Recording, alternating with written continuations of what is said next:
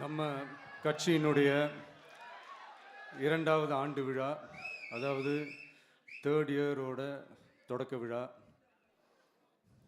இன்னைக்கு தமிழ்நாட்டில் ஒரு மிகப்பெரிய ஒரு கட்சியாக நம்ம வளர்ந்து இருக்கிறோம் அப்படின்னா அது உங்களால் தான். ப்ளஸ் நம்மளை நேசிக்கிற கோடிக்கணக்கான மக்களும் தான் அதுக்கு ஒரு மிக முக்கிய ஒரு காரணம். நீங்கள் தான் என்னுடைய ஒரு மிகப்பெரிய ஒரு பலம். உங்களை நம்பி தான் நானும் நம்ம கட்சியும் இருக்கிறோம். இதை நான் சொல்லி தான் உங்களுக்கு தெரியணும்னு அவசியம் இல்லை, இது உங்கள் எல்லாருக்குமே நல்லா தெரியும். அதனால் இன்றைக்கி உங்கள் எல்லாருக்கும், நம்ம கட்சியில் இருக்கிற தோழர்களுக்கும் தொண்டர்களுக்கும் இந்த கட்சியினுடைய ஒரு தலைமை தொண்டனான என்னுடைய வாழ்த்துக்களும் நன்றிகளும்.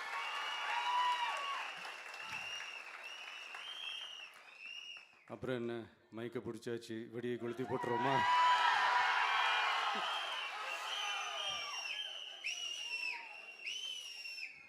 (1977) ஜூன் மாதம்னு நினைக்கிறேன். ஜூன் மாதத்தில் புரட்சி தலைவர் எம்ஜிஆர் அவர்கள் ரேடியோவில் ஒரு பேட்டி ஒன்று கொடுத்தாங்க.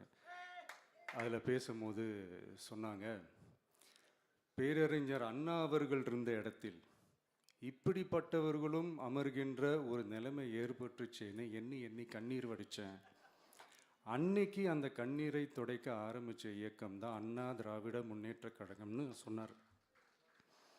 அதே மாதிரி 2017க்கு அப்புறம் 2021க்கு அப்புறம் தமிழ்நாட்டுடைய நிலைமையை பற்றி யோசித்து பார்த்த நம்ம தமிழக மக்கள், காமராஜர் அவர்கள் இருந்த இடத்தில், அண்ணா அவர்கள் இருந்த இடத்தில், எம்ஜிஆர் அவர்கள் இருந்த இடத்தில் இப்படிப்பட்டவர்களும் அமர்கின்ற ஒரு நிலைமை ஏற்பட்டுருச்சேன்னு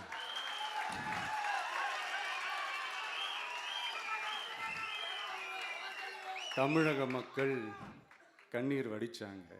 இன்னைக்கு இந்த கண்ணீரை துடைக்க ஆரம்பித்த இயக்கம் தான் தமிழக வெற்றிக்கழகம்.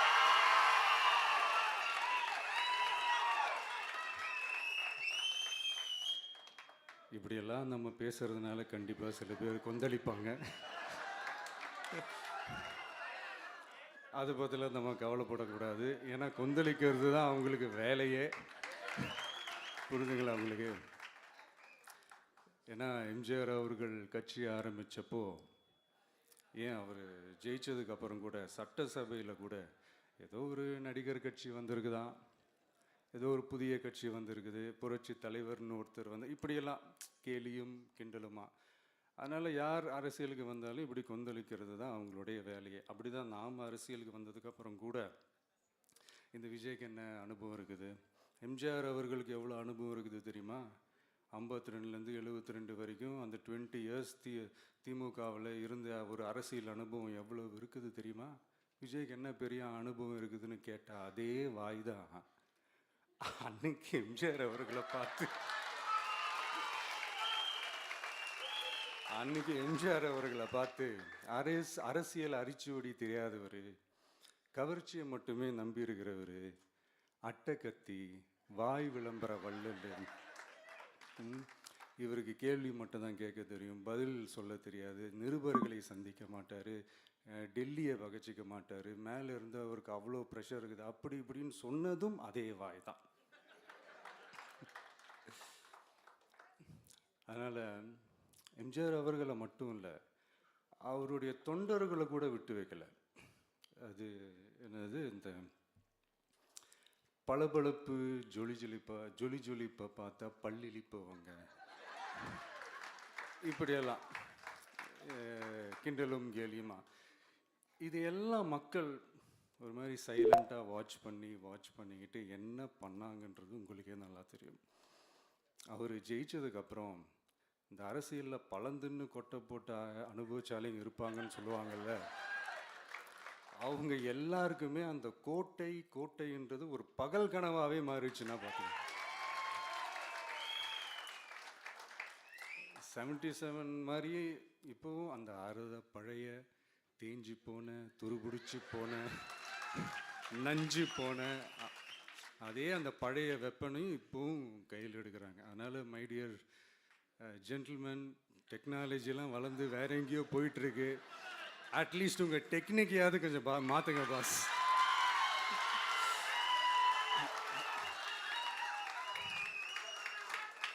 காமராஜர் அவர்களையும் விட்டு வைக்கல. அவருக்கு இலக்கியம்னா என்ன தெரியும், அவர் மாபெரும் புலவர், அந்த புலவர் இந்த புலவர்னு அவரை பற்றியும் கிண்டலும் கேலியுமா. அதான் முன்னாடியே சொன்ன மாதிரி யார் எதிர்த்து நின்னாலும் அவங்கள கொந்தளிக்கிறது தான் அவங்களுடைய வேலையே. ஸோ இப்படி நம்ம அவங்க பண்ணுற தப்பெல்லாம் நம்ம எடுத்து சொன்னால், அவங்க பண்ணுற அட்ராசிட்டியை பற்றி நம்ம எடுத்து சொன்னால், அவங்க பண்ணுற அந்த ஊழலை பற்றி தான் நம்ம எடுத்து சொன்னோம். முக்கியமாக நாம் அதை எடுத்து சொன்னால் 50 வருஷத்துக்கு முன்னாடி இருக்கிற அதே தகர டப்பாவை எடுத்து உருட்ட ஆரம்பிச்சிருவாங்க.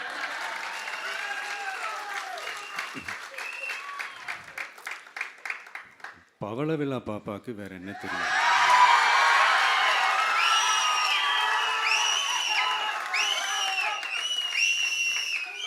பழைய டப்பாவை உருட்டதானே தெரியும். அதுக்காக நாம் அவங்க பண்ணுற தப்பெல்லாம் சொல்லாமல் வெளியே சொல்லாமல் இருக்க முடியுமா? சொல்லுவோம், சொல்லிக்கிட்டே இருப்போம். நம்மளை தவிர யார் அவங்கள ஏற்று நின்று கேள்வி கேட்கறது? யாருக்கு அந்த தில் இருக்குது?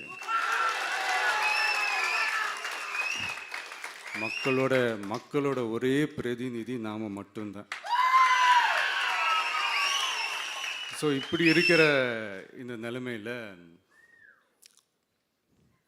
இன்னைக்கு இந்த டிஜிட்டல் உலகத்தில் திருவள்ளுவர் இருந்திருந்தாருன்னா இந்த தீய சக்தியை பற்றி என்ன திருக்குறள் எழுதியிருப்பாரு? ஒரு கற்பனையா, அநீதி, அராஜகம், தில்லுமுள்ளு இவையெல்லாம் திமுக முதற்றே உலகு.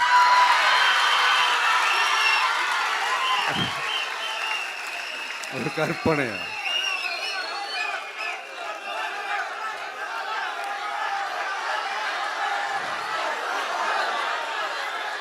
அநீதி, அராஜகம், தில்லுமுள்ளு இவையெல்லாம் திமுக முதற்றே உலகு.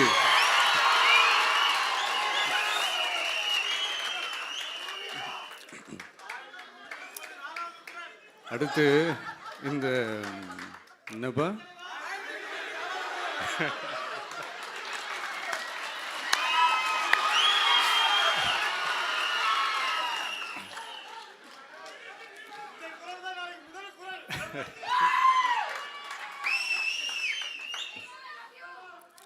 அடுத்து இந்த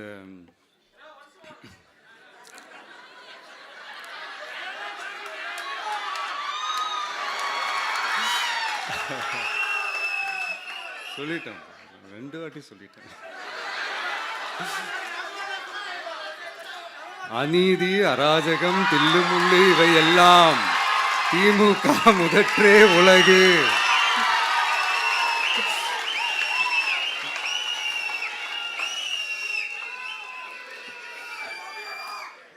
அடுத்து இந்த மும்முனை போட்டி, 4 முனை போட்டி அப்படிலாம் சொல்கிறாங்களே, சரி அவங்கள பொறுத்த வரைக்கும் அப்படியே இருக்கட்டும். அதில் மாபெரும் மக்கள் சக்தியாக நம்ம அணி ஒரு பக்கம், அடுத்து திமுக தலைமையில் மற்ற கூட்டணி கட்சிகள் ஒரு பக்கம், அடுத்து பாஜக தலைமையில் மற்றும் பலர்.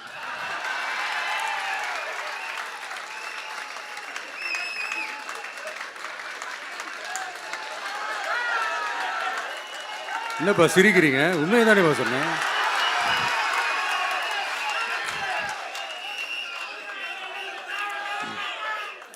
ஸோ இப்படி எத்தனை சக்திகள், எத்தனை பேர் வந்தாலும் திமுகவை வீழ்த்துறதுக்கு மாபெரும் மக்கள் சக்தியான நம்மளால் மட்டும்தான் முடியும்.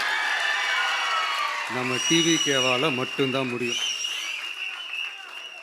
ஸோ இப்படி இருக்கிற இந்த நிலைமையில் ஏய் விஜய் வீட்டு விட்டு வெளியே வா, ஏய் விஜய் வீட்டு விட்டு வெளியே வா, இப்படியெல்லாம் கேட்கும்போது எனக்கு எப்படி அது தோணுதுன்னா, ஐயோ இவங்க ஒவ்வொரு வீட்டில் இருக்கிற ஒவ்வொரு விஜயும் இவங்க கூப்பிட்ற மாதிரியே எனக்கு தோணுது. அப்படிதான் எனக்கு தோணுது. அதனால பொறுங்க பாஸ், வருவாங்க. முறையாக வருவாங்க.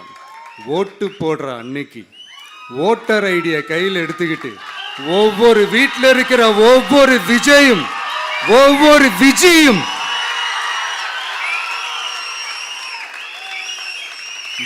பூத்தா காலையிலே வந்து நிப்பாங்க பாருங்க. அன்னைக்கு தெரியும் பாருங்க, ஏண்டா இந்த விஜய கூப்பிட்டோம்னு.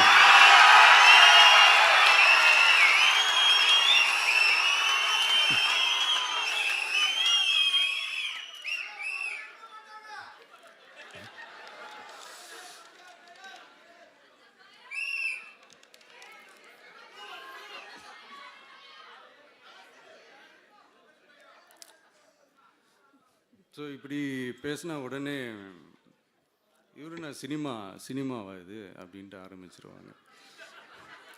நான் சினிமா விட்டாலும் நீங்கள் சினிமா விட மாட்டேங்கிறீங்களேப்பா.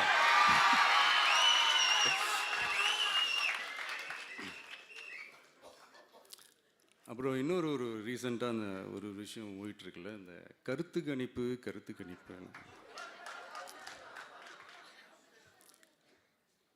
அதில் நிறைய பேர் உண்மையான கருத்து கணிப்புலாம் சொல்கிறாங்க. அதையும் நான் தப்பு சொல்லலை. சில பேர் கடுப்பில் விட்ட கணிப்பாகவும் இருக்குது. அதையும் நான் தப்பு சொல்லலை. இந்த கடுப்பில் விட்ட கணிப்பாளர்களுக்கு நான் சொல்லிக்கிறது என்னென்னா, ஒவ்வொரு ஊராக தெருவாக வீடாக போய் நீங்கள் அந்த கருத்து கணிப்பு எடுத்து பாருங்கள். ஒவ்வொரு வீட்லேயும் டிவிக்கு இருக்கிறத நீங்கள் பார்ப்பீங்க.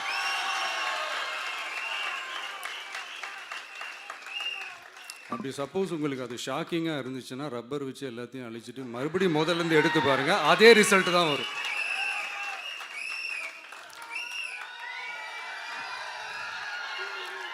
இது என்னப்பா லாஜிக்கு, அது எப்படி எல்லார் வீட்லேயும் டிவிக்கு இருக்கும் அப்படின்னு நீங்கள் கேட்டிங்கன்னா, ஒரு சின்ன சாம்பிளுக்கு ஒரு சின்ன டெஸ்ட் ஒன்று பண்ணி பாருங்களேன். நம்ம சிஎம் சார் இருக்காங்கள்ல, ஸ்டாலின் சார், ஒரு 2 இயர்ஸ் பேக் இருக்கும்னு நினைக்கிறேன். ஒரு மேடையில் பேசும்போது சொன்னாங்க, இந்த மாதிரி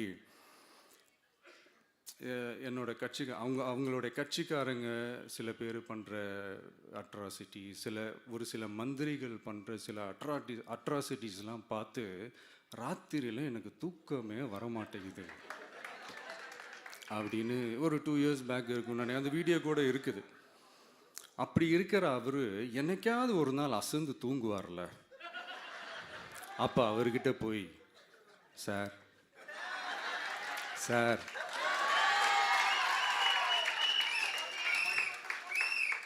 எந்த சின்னத்துக்கு சார் ஓட்டு போடுவீங்க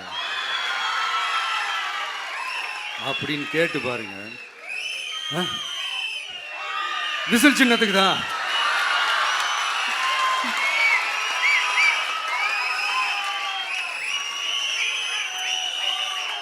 தூக்கத்தில் இப்படி டப்புன்னு எழுப்பி கேட்டால் டப்புன்னு உண்மையை போட்டு உடைச்சிருவாங்க. அதுக்கு சொன்ன அப்படி இருக்கிற இந்த நிலைமையில் டிவிக்கே வந்து சிட்டியில் தான் இருக்குது, டவுனில் தான் இருக்குது, வில்லேஜ் சைட்லலாம் இல்லை அப்படின்னு சொல்கிறவங்களுக்கு இந்த மாதிரி சில டெஸ்டெல்லாம் பண்ணி பாருங்கள், தெரியும்.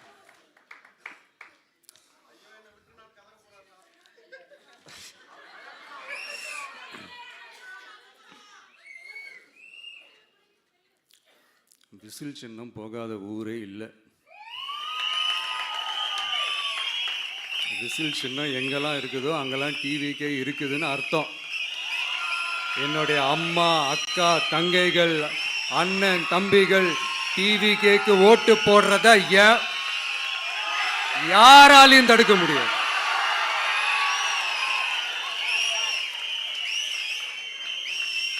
ரத்த சொந்தமா நம்மளை நினைக்கிற நம்மளோட வகையராக்களை எந்த கட்சியாலையும் எவ்வளவு விலை கொடுத்தாலும் வாங்கவே முடியாது.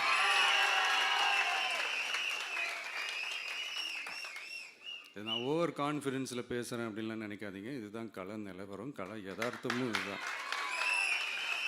தீய சக்தியை வீழ்த்துறதுக்கு தூய சக்தியான நம்மளால் மட்டும்தான் முடியும். இந்த 2026 சட்டமன்ற தேர்தலில் டிவிக்கே தான் மக்களோட ஒரே ஆப்ஷன். Otherwise no diversion.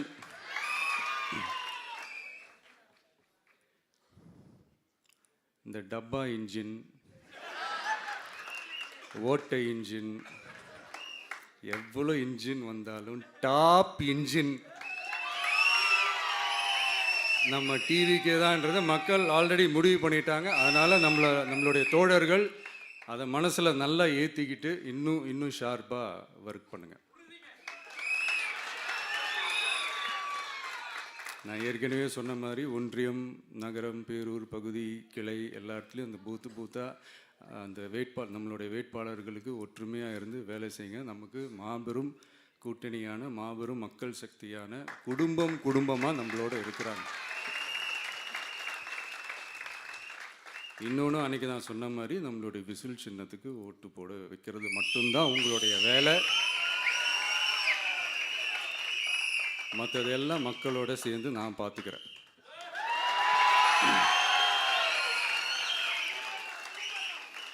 தமிழ்நாட்டோட அரசியலில் த விசில் ப்ளோயர் இஸ் டிவிகே.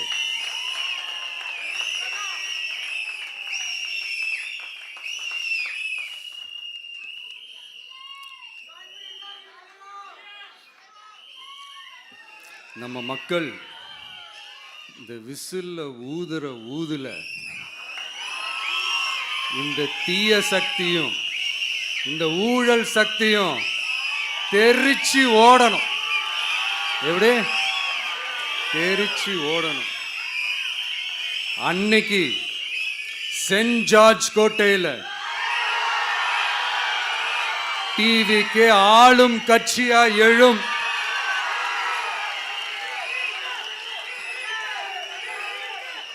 உங்களோட நான் இருக்கேன், நம்மளோட நம்ம மக்கள் இருக்கிறாங்க. இதுக்கு மேல என்ன வேணும்? கான்ஃபிடென்ட்டா இருங்க. நல்லதே நடக்கும். வெற்றி நிச்சயம். மீண்டும் சந்திக்கும் வரை நன்றி, வணக்கம்.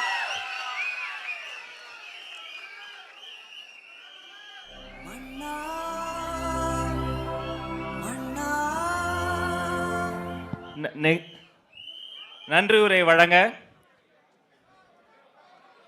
வெற்றி தலைவர் அவர்களுக்கு